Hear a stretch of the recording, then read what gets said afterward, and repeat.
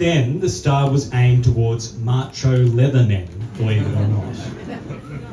But as we know, the community, nothing against macho leather men, but as we know, the community has evolved and the paper has kept up with the times to reflect and amplify our many different voices. The Star Observer is entering its 45th year and now has a print run of 20,000 copies a month in Sydney and Melbourne, and 2.3 million unique users online each year. It's witnessed and observed the evolution of equal rights in Australia and around the world, and has been instrumental in telling our stories from our perspective for this generation and the next. Speaking of 1978, I'd like to welcome a 78er, a living legend as she described herself. Robyn Kennedy, please come to the stage. All of us in this room would not be here without you and others like you, so thank you very much. Thank you, and I totally agree. What are your recollections from that time? Because the struggle really began in 1970. That's right. A lot of people think that our movement started in 1978, but that's not true.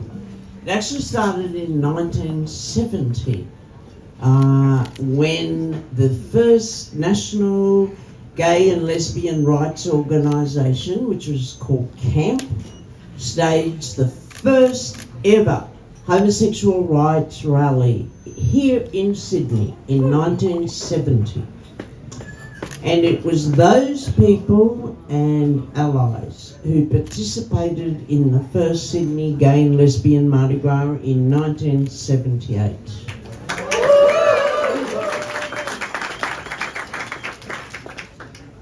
Sex between men was illegal in New South Wales in 1978. It's a bit of a nonsense. But what about women? What was the situation for women back then? Oh, personally?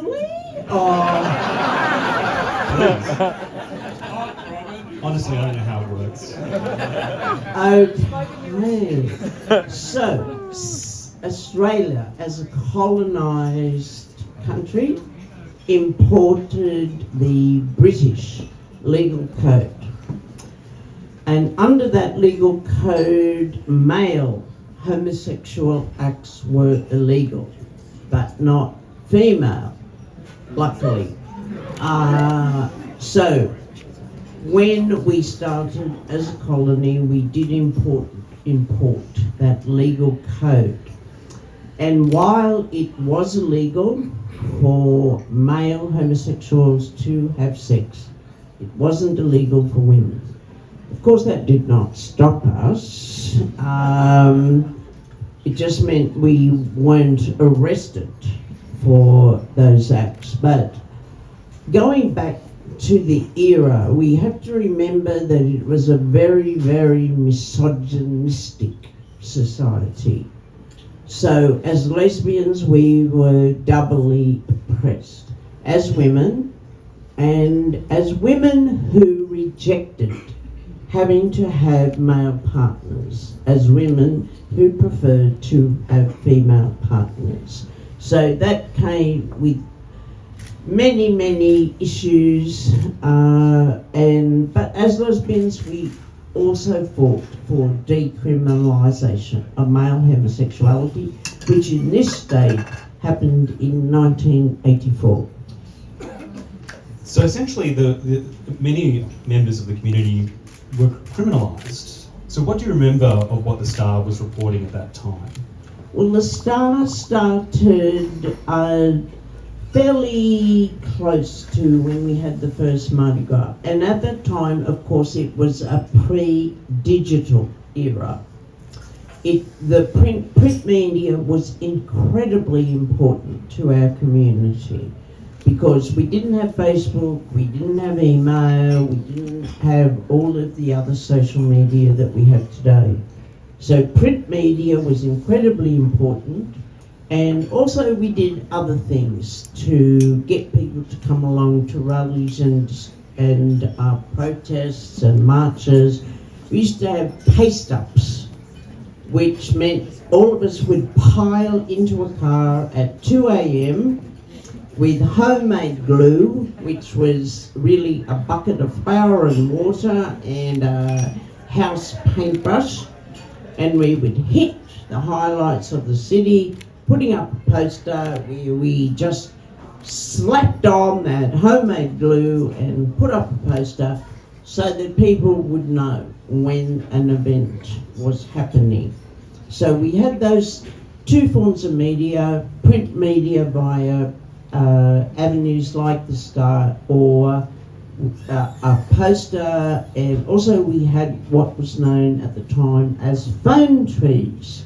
So phone trees was a household of, say, lesbians or gay men. I was a member of the household at Booth Street, Annandale, which went on for years and years, where we would get a call about an upcoming demo, and we had a list of people that we would ring on the landline, because there was no such thing as mobile.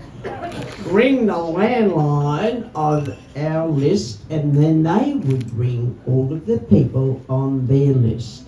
And we got the word out pretty quick. A demo was on tomorrow, time and place, and people would roll up.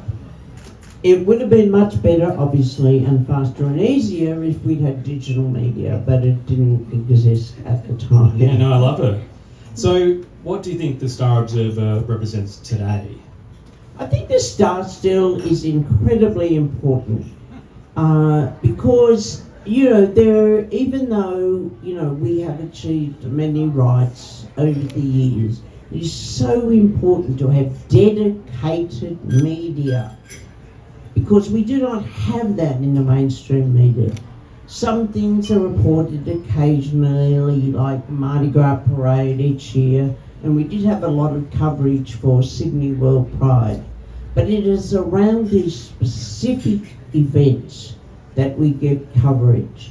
Our community, I believe, really needs regular reporting of things that are happening in our community, so that we understand and are aware of what's going on, not just across Australia, but internationally, because we can never forget that though we have achieved many things here, many, many countries are still so far behind and are going through things we never had to go through.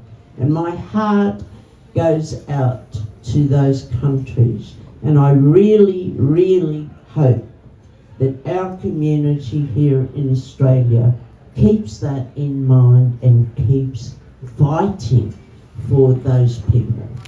The fight goes on. Robyn Kennedy, Civil Liaison, thanks so much for your time. Thank you, Jason. And speaking of the past,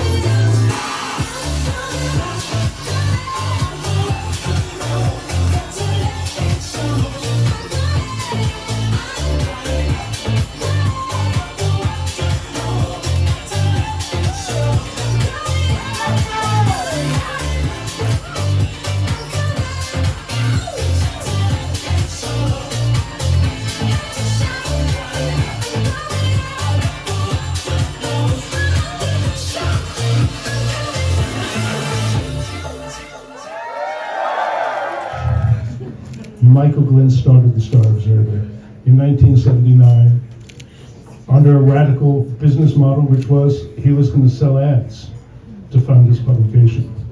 The first issues combined news of community oppression with good old-fashioned advertising about the latest underground leather parties. For those of you who are too young to know, and those of us who are too old to remember, let me tell you, the parties rocked back in the day. Through the 80s, as the AIDS epidemic claimed far too many lives, the Star Observer was an important source for community news in a world of mainstream homophobia and hate. While mainstream media outlets published images of the Grim Reaper, the Star Observer published obituaries for our lost lovers, relatives, and mates. Those ads kept the Star Observer alive during our darkest days. The 90s were the halcyon days of the pink press in Australia.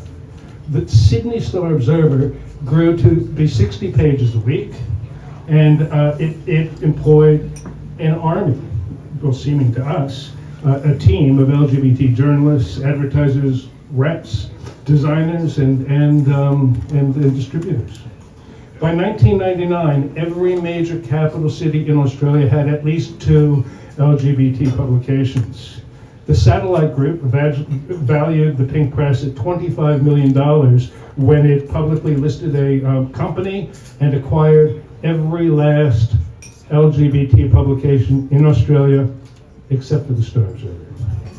1 year later, when the satellite group collapsed, the Star Observer was the last standing publication and remains to this day the oldest and longest serving LGBT publication in Australia.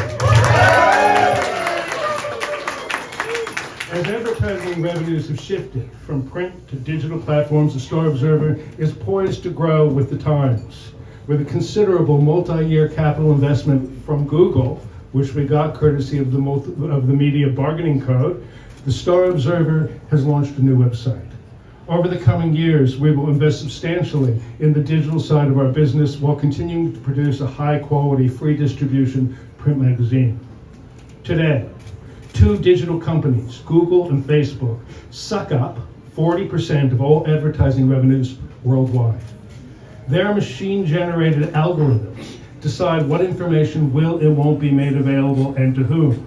It has been demonstrated that Google search gives preference to homophobic content over LGBT-friendly content. It should also be noted that Facebook has all but buried community news in its race to the metasphere. Independent queer voices are essential to our community. They empower us. They give voice to our authentic identities. They allow us to tell our stories, to record our history, to hold power to account. A recent study conducted by YouSense found that 1/3 of all Gen Z respondents in Australia identified as LGBTQIA+. Similarly, in 2021, Global Marketing Ipsos surveyed Gen Z respondents across 27 countries around the world. Nearly 20% of all respondents in the Gen Z group said they did not identify as straight. In the face of phenomenal cultural shifts, born from the backs of early feminists and gay rights activists who disrupted society's normative binary culture over the last half-century, some conservative groups, they're threatened. They are attacking our community, shutting down our drag shows, threatening our rights to gender-affirming therapy, and questioning our very right to exist. Now more than ever, we need to support independent queer media to counter a narrative that allows hate to be disseminated.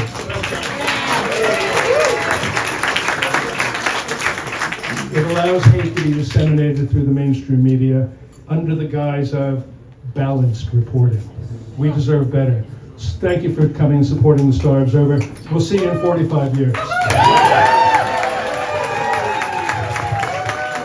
come and wish you happy birthday.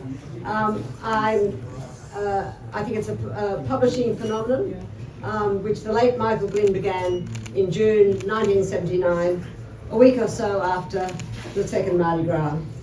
I first met Michael when I was invited to speak at a dinner of the Gay Business Association, as it was then called, in the early 1980s. I think Michael was the president, and I'm sure he was handing out copies of the Star. Since those early days, the Star has undergone several name changes and several changes of ownership. Yet, despite those often challenging changes, it has never failed to publish an issue on time. So, thank you, Lawrence. It's also remained constant to Michael's vision to be a major source of news and information for what is now the LGBTIQA+ community.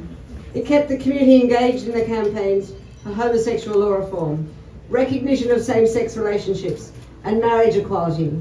It was crucial in the 80s and the 90s in helping the community meet the challenges of AIDS. I think we all remember picking up that paper every week and seeing the names of people who died. It was an absolutely heartbreaking time, which many of us here tonight remember. The Star remains vigilant in reporting on the unfortunately ever-present threats of homophobic harassment, hostility and violence. You keep thinking you've moved on, especially after World Pride. It was so wonderful. We so represented an inclusive, diverse, accepting community. And those visitors from other countries that don't have that thought how fantastic it was to be here. And then along comes Latham. Eternal vigilance. So I'm pleased to tell you that on Monday night, Council agreed to join with ACON in co-hosting a statewide LGBTIQA+ local government safety summit to address the escalating threats of violence and intimidation targeting your community. The summit will bring together councils, New South Wales Government, LGBTIQA community organisations and researchers, and I'm sure the Star will play a major role in reporting the summit's outcomes. In recent years, the Star Observer has paid close attention to Oxford Street as the heart of Sydney's LGBTIQA+ community. And last year, Council unanimously adopted the Oxford Street LGBTIQA+ social and cultural place strategy after extensive community consultation. This strategy is the first of its kind in Australia and one of only a handful in the world. It seeks to recognise historic LGBTIQA+ places and spaces, increase visibility and reflect the communities, sustain the local character of Oxford Street, increase LGBTIQA+ culture spaces, and ensure the local community is safe and supported. Just over 4 weeks ago, we launched a key element of the strategy, the Oxford Street Precinct Pride Business Charter. Its launch was well reported in the Star Observer. The Charter is a united voice against homophobia, transphobia, a grassroots community approach to keeping the precinct safe and inclusive. I look forward to the Star continuing to publishing the Charter and encourage businesses to join. By working together, we can continue to ensure that Oxford Street remains safe, vital, and for the LGBTIQA community. So congratulations on your 45th birthday at the Star. I wish you well into the future, and I hope you continue serving the community, not just for the next 45 years, but many more. Thank you.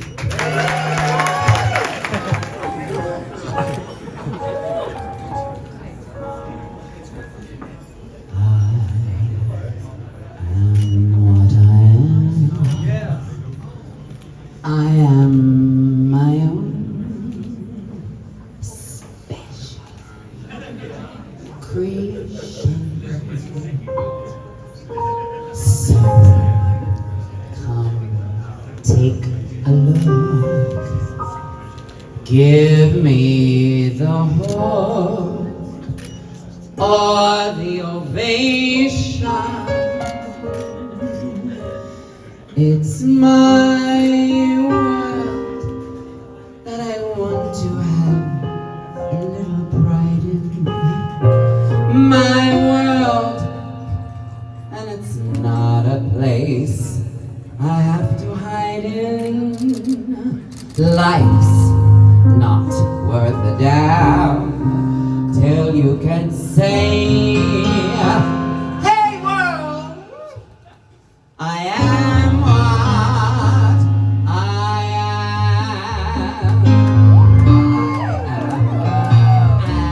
I don't want praise,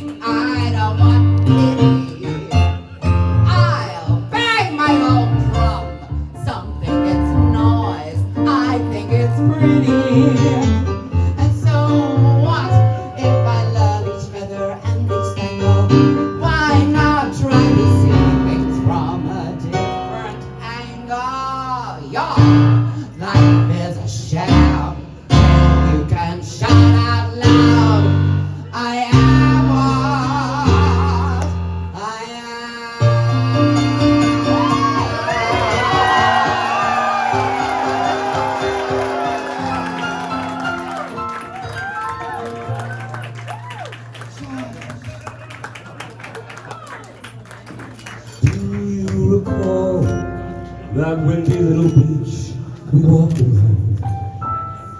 That afternoon in fall, that afternoon we met a fellow with a concertina side. What was that song? It's strange what we recall, and odd what we forget. I heard la da da da da as we walked on the sand. I heard la da da. I believe it was early September. Through the crash of the waves, I could tell that the words were romantic. Something about Shem, something about always. Oh, the years race along, I still think of our song on the sand, and I still try and search for the words I can barely remember. Though the time tumbles by, there is one thing that I am forever certain of. I hear la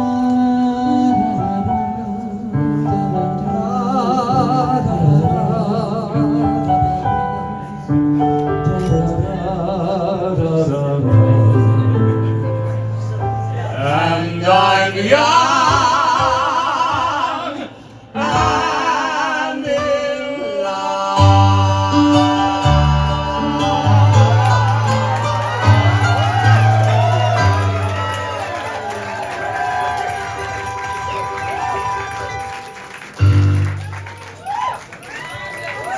Give it up for Michael and Paul.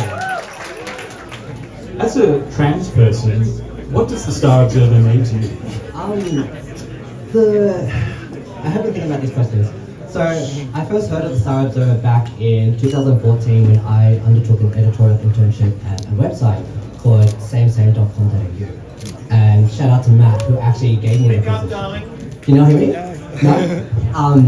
So Star Observer was one of the news media sites that I heard of.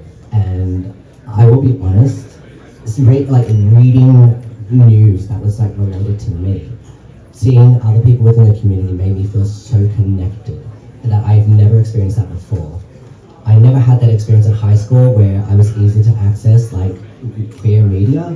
I wasn't able to watch anything. I come from an Asian background, so that was the hardest thing. But going into this internship and then hearing that Star Observer, samesame.com.au, it opened my eyes and I felt so connected from the very start. Yeah, I do remember the same website. It was very good. But now there's the Star Observer and there's not much else. There's not really. Star Observer is probably the one that I know that is still there. It's on the website, it's on Facebook, it's on social media. It's the one that I refer all my friends to actually. Yeah. It's a really challenging time for the trans community now, isn't it? How are you feeling? Oh, how long have we got? If I am completely honest, as a young trans person that is, here today, it is hard. It is very hard to see what is going on in the world. It is hard to hear that it's not just in the UK or America, it is in Australia. And that's the scary thing. I've never had to sort of deal with that, and I'm still dealing with that. And that is something that I don't have the words to sort of express, because it is very emotionally hard for me to actually communicate how that feels to have people, that could just be walking on the street and want to say transphobic things. It is not the easiest thing, and I don't think any young trans person should have to go through that whatsoever. Yes.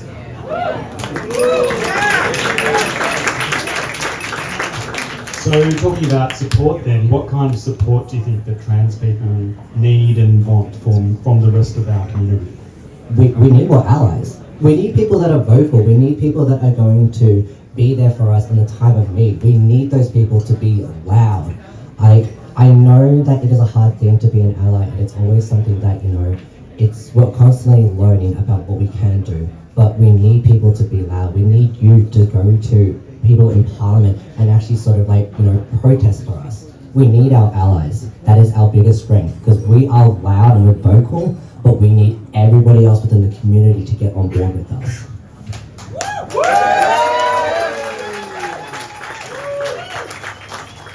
The Star Observer, where do you see it going? I honestly want to see it go further. I want to see more stories that are from the community. I want to see, I definitely think that it can grow bigger.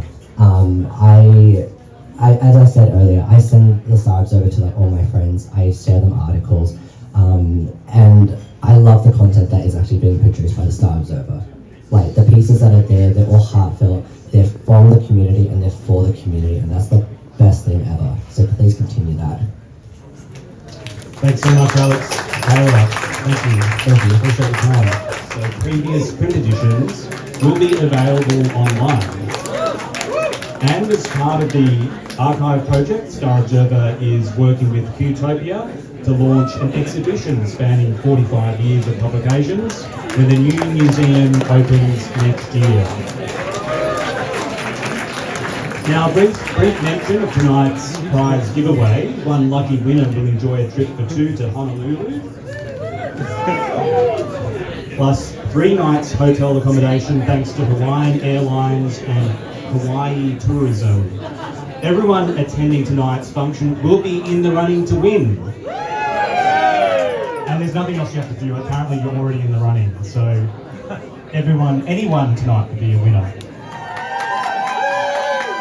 Yes, I've got some friends here, sorry. Look, I'm not going to talk long because I'm standing in between you and the last show and more food and drink, but I needed to come up for 3 really important reasons. The first is to thank Jason so much for hosting this evening.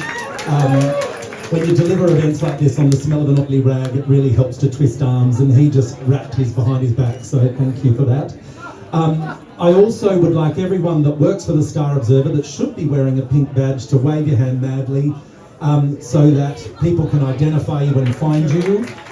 And I would also like to thank a big bear of a man. 4 years ago, when I just got that. 4 years ago, I was alerted to the plight of the Star Observer by my good mate Tim Murray, who's also here tonight. And he introduced me to the aforementioned big bear of a man. I had no idea that we were at risk of losing this publication, and so we got together and we put some money up and we put it back on track. But it's all down to Lawrence. Lawrence, thank you. You do an incredible job. Again, on the smell of an oily rag. And so I would like to ask all of you out there this evening in the community, but particular our advertisers, because as Lawrence touched on, but I can be far more gratuitous, we balance our free LGBTQI+ content with paid advertising because we are a business. A lot of people say, do you have government funding? No. Are you not-for-profit? No. We just find it very hard to make one. But we need to pay our journalists and our editors, and we can't do that unless we are full of paid ads. So please, if you're an advertiser, get into it, because we're just going to get bigger and better. So, I've forgotten the cue line that I agreed with the audio operator, but if you're standing in front of a poor small dancer that's trying to fight their way through the crowd to get to the stage, please move and shunt them up to the front. Okay, that's the cue. Thank you.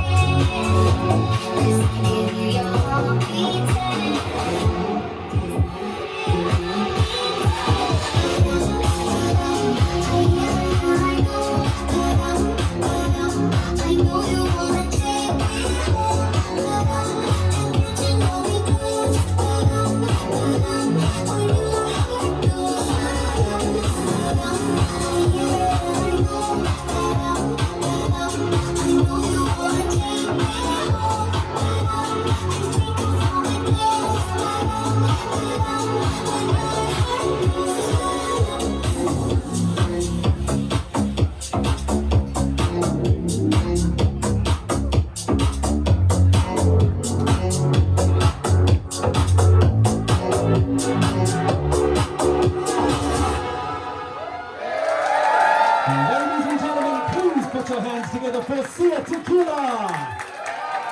And our fabulous dancers choreographed by our favourite little pocket rocket, Ryan Smith!